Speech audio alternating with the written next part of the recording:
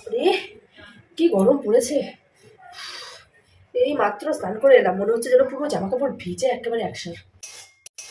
বাইরে গরম লাগছে আর খুব কষ্ট হচ্ছে। জল খাও জল খাও, বাপরে ঘেমে একেবারে কি হয়েছে, একটু মুছে দিই মুছে দিই।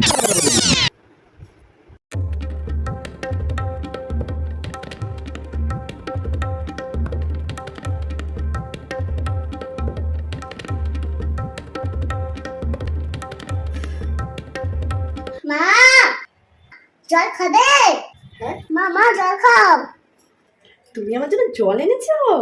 আমি এই তো জল খেলাম। খাও, তোমার তো গরম লাগছে, তুমি ঘেমে গেছো।